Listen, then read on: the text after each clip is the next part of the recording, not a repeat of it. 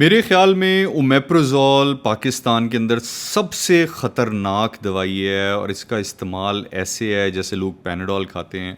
हर घर में कोई ना कोई ओमेप्रोज़ोल इस्तेमाल कर रहा है। अगर कोई एक नहीं तो पूरे घर वाले अपने मैदे के प्रॉब्लम्स के लिए ओमेप्रोज़ोल इस्तेमाल कर रहे हैं और ये इतनी वाफ़िर मिक़दार में बिकती है और इस्तेमाल होती है कि मेरा ख़्याल है कि इससे ख़तरनाक कोई दवाई नहीं है। मैदे का प्रॉब्लम पाकिस्तान के अंदर इतना बढ़ चुका है कि हर घर के अंदर मैदे का इशू चल रहा है। एक हमारी डाइट बहुत ज़्यादा बढ़ गई है और ऊपर से जब बदपरहेज़ी होती है या हाजमे का प्रॉब्लम होता है तो डॉक्टर सबसे पहले बग़ैर सोचे समझे ओमेप्रोज़ोल दे देते हैं। हालांकि ओमेप्रोज़ोल की हमें ज़रूरत नहीं है। बिल्कुल उल्टा काम जो हमारी नेचर के ख़िलाफ़ है ओमेप्रोज़ोल वो करती है। अल्लाह ने हमारा मैदा बहुत एसिडिक बनाया है। जब से हम पैदा हुए हैं हमारा जानवरों का हर किसी का मैदा जो है वो बहुत एसिडिक है और उसके दो काम हैं। एक ये कि जी जब आप उसके अंदर रोटी चावल गोश्त वगैरह डालते हैं तो वो तेज़ तेज़ाब जो है वो हमारे खाने को डिज़ोल्व करता है, उसको घोलता है, उसको डाइजेस्ट करता है, उसको रेज़ा रेज़ा कर देता है। इस तेज़ाब की हमारी डाइजेशन के लिए बहुत ज़रूरत है, इसीलिए अल्लाह ने हमारा मैदे का तेज़ाब इतना तेज़ बनाया है। और दूसरा हमारे मैदे का तेज़ाब इतना तेज़ है कि ख़ुराक के ज़रिए अगर कोई बैक्टीरिया हमारे जिस्म के अंदर चला भी जाए और मैदे तक पहुंच भी जाए तो उस तेज़ाब में गिर के वो बैक्टीरिया ख़त्म हो जाता है। तो अल्लाह ने हमें नेचुरली एक दिफ़ा एक शील्ड दी हुई है इस स्ट्रॉन्ग एसिड की सूरत में। तो ये एसिड दो काम करता है, खाने की डाइजेशन और जो आपके बैक्टीरियल इन्फेक्शन है उससे हमें बचाता है। सो ये मैदे का एसिड स्ट्रॉन्ग होना बहुत ज़रूरी है। ये बाय नेचर ऐसे ही है, अल्लाह ने बिल्कुल इसी तरह ही ये बनाया है और ये इसी तरह ही होना चाहिए। लेकिन जब आप ओमेप्रोज़ोल इस्तेमाल करते हैं सो ओमेप्रोज़ोल जो हैं वो आपके मैदे की एसिडिटी को कम कर देते हैं, बिल्कुल उसको डिज़ोल्व कर देते हैं, उसको पानी बना देते हैं, न्यूट्रलाइज़ कर देते हैं। सो जब आपके मैदे का एसिड न्यूट्रलाइज़ हो गया और वो पानी बन गया तो ना उसके अंदर रोटी चावल गोश्त कोई चीज़ भी डिज़ोल्व नहीं होगी, घुलेगी नहीं, रेज़ा रेज़ा नहीं होगी, डाइजेस्ट ही नहीं हो सकेगी। और उसी हालत में जब वो आपकी आंतों में जाएगी तो आंतें उसके अंदर से एब्जॉर्ब ही नहीं कुछ कर सकेंगी, ना एनर्जी एब्जॉर्ब होगी, ना न्यूट्रिएंट्स एब्जॉर्ब होंगी, ना कोई विटामिन्स ना मिनरल्स, कोई चीज़ एब्जॉर्ब नहीं होगी और वो एज इट इज़ बॉडी से खारिज हो जाएगी। और दूसरा काम बिकॉज आपके मैदे का एसिड जो है वो न्यूट्रलाइज हो जाता है तो वो जो बैक्टीरिया के ख़िलाफ़ आपके मैदे के अंदर दिफा है वो ख़त्म हो जाता है। सो उसके बाद अगर ख़ुराक के ज़रिए कोई आपकी ऐसी बैक्टीरियल चीज़ चली भी जाती है आपके मैदे के अंदर तो वो आपके जिस्म में फैल जाती है। और दूसरा अगर आपकी डाइट के अंदर शुगर बहुत ज़्यादा है या कार्बोहाइड्रेट्स बहुत ज़्यादा है और आपके खून में ऑलरेडी शुगर का कंटेंट बहुत ज़्यादा है तो बैक्टीरिया को आपके जिस्म में फैलने में आपके खून में फैलने में टाइम नहीं लगेगा। वो इतनी तेज़ी से फैलेगा जितनी तेज़ी से आपके ब्लड सेल्स जो हैं वाइट ब्लड सेल्स उसका दिफा नहीं कर पाएंगे उतनी तेज़ी से बैक्टीरिया फैल जाएगा। सो आपका इम्यून सिस्टम जो है वो इस तरह से कॉम्प्रोमाइज़ हो जाता है कि जितना इम्यून सिस्टम आपका बैक्टीरिया मार सकता है उससे ज़्यादा क्वांटिटी में बैक्टीरिया जो है मल्टीप्लाई कर रहा है। सो ओमेप्रोज़ोल ये दो मेजर काम आपके लिए करता है जो ख़तरनाक हैं। एक आपकी डाइजेशन बिल्कुल ख़त्म हो जाएगी, आपको बदहज़मी होगी, गैस होगी, ब्लोटिंग होगी, आपको सीने की जलन होगी जिसको लोग कई दफ़ा एसिडिटी कहते हैं, कॉन्स्टिपेशन आपको होगी। सो एसिडिटी जो है जिसको हम एसिडिटी का नाम और डॉक्टर्स एसिडिटी का नाम देते हैं वो बेसिकली एसिडिटी नहीं है। हमारे मैदे का एसिड इतना स्ट्रॉन्ग है कि अगर आपके गले में आ जाए तो आपका गला डैमेज हो सकता है। ये जो आपके गले में आता है ये वीक एसिड आता है जो ओमेप्रोज़ोल खा खा के हम उसको इतना वीक कर देते हैं कि वो जब आपके गले में आता है तो हमें लगता है कि जी जलन हो रही है। वो वीक एसिड बार बार जब आपके गले में आता है तो गर्ड पैदा होती है जिसकी वजह से आपको जलन होती है। सो ये वीक एसिड आपके गले में आ रहा है, ये स्ट्रॉन्ग एसिड नहीं है। स्ट्रॉन्ग एसिड आपका गला बर्दाश्त नहीं कर सकता और स्ट्रॉन्ग एसिड बॉडी आपके गले में आने ही नहीं दे सकती। अगर आपके मैदे का एसिड स्ट्रॉन्ग है तो आपके स्टमक के ऊपर एक वेल्व लगा हुआ है जो हमेशा बंद रहता है, वो वन वे वेल्व है, उसमें चीज़ आ सकती है उसमें से निकल के वापस नहीं जा सकती। और अगर आपके मैदे का एसिड स्ट्रॉन्ग है तो वो वन वे वेल्व जो है वो बंद हो जाता है, आपके स्ट्रॉन्ग एसिड को गले में नहीं आने देता। ये वाल्व सिर्फ तब खुलता है जब आपके मैदे का एसिड वीक हो जाए, और ये बॉडी का एक सिग्नल है, एक निशानी है कि आपकी बॉडी का एसिड जो है, आपके स्टमक का एसिड वीक हो गया है। उस टाइम पे ये वाल्व खुलता है, सिर्फ सिग्नल देने के लिए कि जी आपका वीक एसिड गले में आ रहा है, ताकि आप इसके बारे में कुछ करें। और हम उसको स्ट्रॉन्ग करने की बजाय उसमें और डॉक्टर्स ओमेप्रोजोल दे के आपके मैदे के एसिड को बिल्कुल ही ख़त्म कर देते हैं। रोज़ स्टमक जो है वो एसिड बनाने की कोशिश करता है, और हम रोज़ दवाइयाँ डाल के उसको बिल्कुल कंप्लीटली वीक कर देते हैं, और आपकी डाइजेशन जो है वो 100% कॉम्प्रोमाइज़ हो जाती है, जिससे आप अगेन वही बदहज़मी, गैस, ब्लोटिंग, सीने की जलन, कब्ज़ और ये वाले प्रॉब्लम्स होते हैं। और देन फिर इन्फेक्शंस के चांसेस इतने ज़्यादा बढ़ जाते हैं कि आपको हर किसी छोटी सी गंदगी से भी आपके मैदे के अंदर इतनी सवेयर इन्फेक्शन होगी कि वो फिर बढ़ती जाती है। एच पाइलोरी का मसला, हैज़े का मसला, आपको और मैदे के मसले, और वो फिर इस तरह से बहुत बुरी शक्ल इख्तियार कर लेते हैं। लोग ओमेप्रोजोल का इस्तेमाल करते क्यों हैं? देखें, ये स्टार्ट कहाँ से होगा? यूजुअली स्टार्ट कहाँ से होगा? ये ऐसे स्टार्ट होगा कि अगर आपने बहुत ओवर ईटिंग कर ली है और आपको बदहज़मी हो गई है। बिकॉज जब आप ओवर ईटिंग करते हैं, हमारे मैदे के अंदर एसिड जो है वो पूरा मैदे के अंदर नहीं भरा होता, वो तकरीबन पार्शली भरा होता है। सो जब आप खाना खाते हैं तो आपका खाना उस मैदे और उस तेज़ाब के अंदर डूबना ज़रूरी है। लेकिन जब आप ओवर ईटिंग करते हैं तो कुछ खाना तो आपका उस तेज़ाब के अंदर गिर जाता है, लेकिन बाकी खाना जो है वो उस तेज़ाब से ऊपर रह जाता है और वो डाइजेस्ट नहीं होता।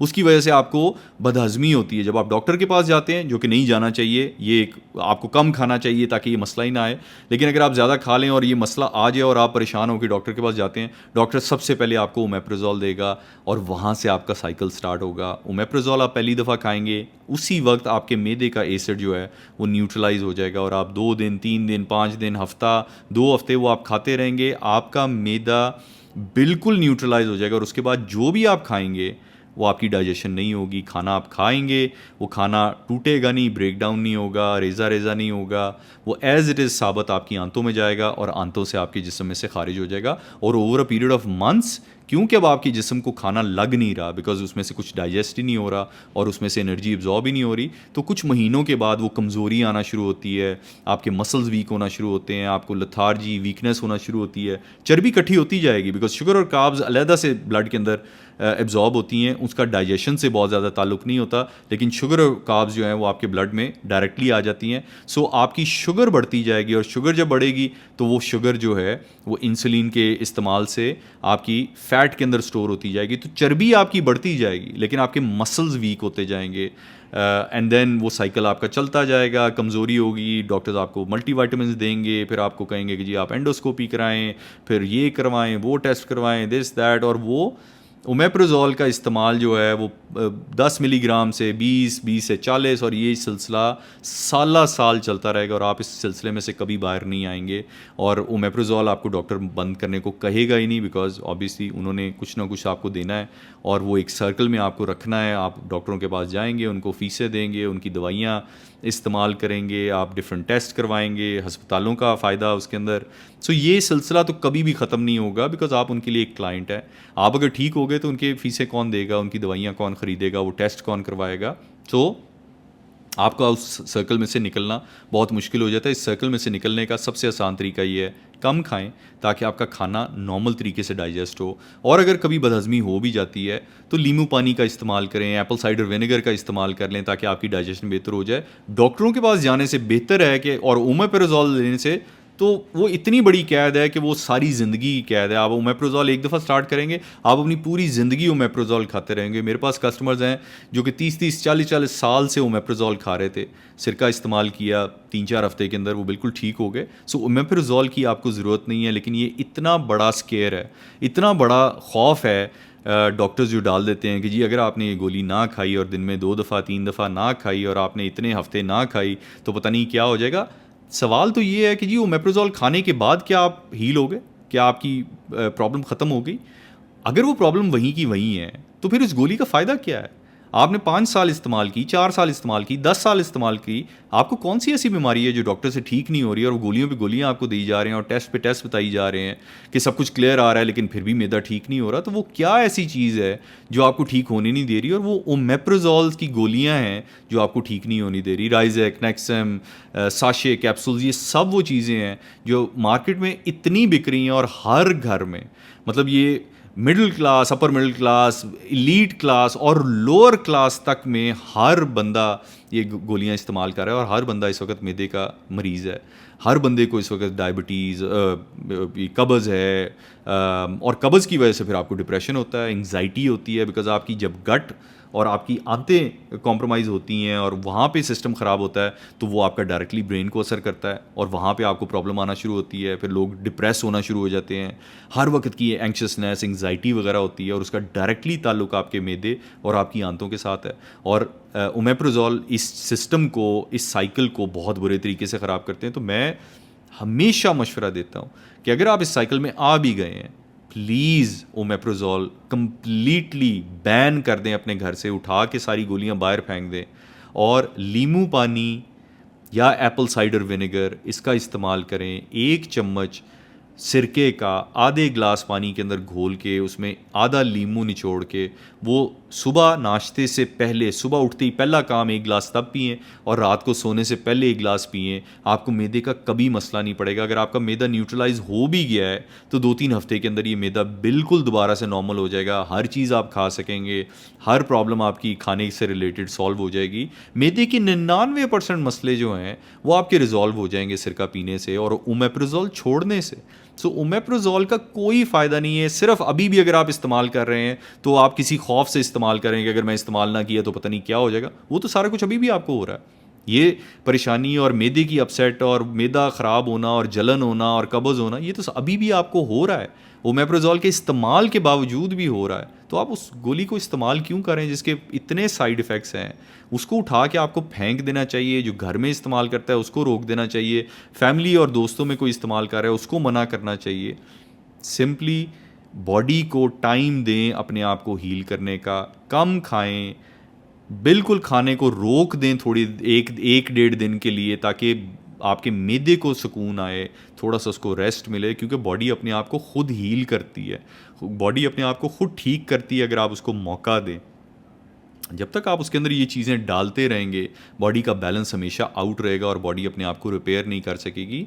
हम ये दवाइयाँ इनके ऊपर डिपेंडेंट पिछले 100-150 सालों में हुए हैं। उससे पहले जब दवाइयाँ नहीं थी तब भी तो इंसान ज़िंदा था, सारा कुछ खाता था, गंदा खाना भी खा लेता था, कच्चा खाना भी खा लेता था, लेकिन ये वाली प्रॉब्लम्स नहीं थी। अब तो हमारे पास इतनी सोफिस्टिकेशन आ गई है, खाना हम पका सकते हैं, हर चीज़ साफ़ है, हर चीज़ ठीक है, लेकिन फिर भी मैदे का मसला इतना ज़्यादा है।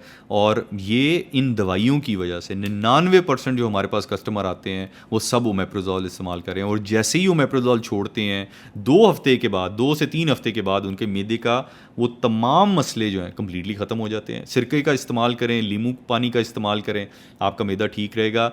एसिडिटी से डरें मत। आपके मैदे का एसिड इतना तेज़ है और उसको तेज़ रहना चाहिए। अल्लाह ने ये बनाया है, हमारा इसके अंदर कोई काम नहीं है। अल्लाह ने इसको इतना स्ट्रॉन्ग और इतना तेज़ एसिड बनाया और इससे ज़्यादा ये तेज़ नहीं हो सकता कि जी आपको एसिडिटी बढ़ गई। एसिडिटी बढ़ती नहीं है, एसिडिटी कम होती है तो आपको ये प्रॉब्लम्स आती हैं। और एसिडिटी कम होगी तो आपको वो रिफ्लक्स आएगा और आपका वेल्व खुलेगा और वो रिफ्लक्स आएगा। जब आपके मैदे की एसिडिटी बढ़ेगी वो वेल्व बंद हो जाएगा और कभी स्ट्रॉन्ग एसिड आपके गले में नहीं आएगा। सो एसिडिक चीज़ें जो हैं वो आप इस्तेमाल कर सकते हैं और करनी चाहिए।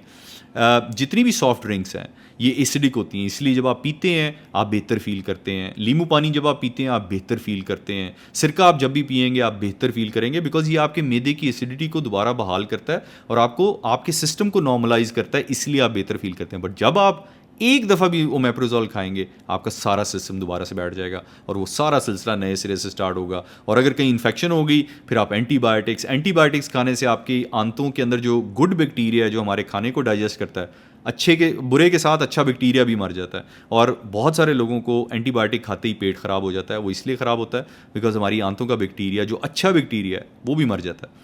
सो फिर आपको दही खाना पड़ता है, एप्पल साइडर विनेगर पीना पड़ता है, प्रोबायोटिक्स लेने पड़ते हैं उस बैक्टीरिया को वापस लाने के लिए ताकि वो डाइजेशन ठीक करे।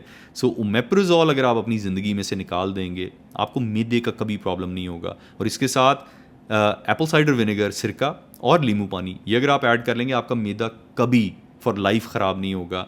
जिस तरह से अल्लाह ने बनाया है उसी तरह ही चलता रहेगा। जिस तरह से हमने बचपन में हमारा मैदा काम करता था, जिस तरह जवानी में काम करता था, वो उसी तरह ही आपके बुढ़ापे तक भी वो काम करता रहेगा। मैदे का कोई प्रॉब्लम नहीं है, अल्लाह ने एक निज़ाम बनाया हुआ है, ये हम उसको डिस्टर्ब करते हैं तो वो ख़राब होता है। अदरवाइज़ ये निज़ाम नॉर्मल कंडीशंस के अंदर कम खाने से और नॉर्मल खाने से कभी भी ख़राब नहीं होता। ओमेप्रोजोल से बच के रहें, दूर रहें। मैं इस तरह की वीडियोस बनाता रहता हूँ। प्लीज़ हमारे चैनल को सब्सक्राइब करें, इन वीडियोस को, इस चैनल को सपोर्ट करें ताकि मैं ये वीडियोस बनाता रहूँ और अपने एक्सपीरियंसेस शेयर करूँ। मुझे अच्छा लगता है जब आप मुझे अप्रिशिएट करते हैं, एक्नॉलेज करते हैं, मोटिवेशन मिलती है और इस तरह की वीडियोस बनाने के लिए। सो अगली वीडियो तक अल्लाह हाफ़िज़।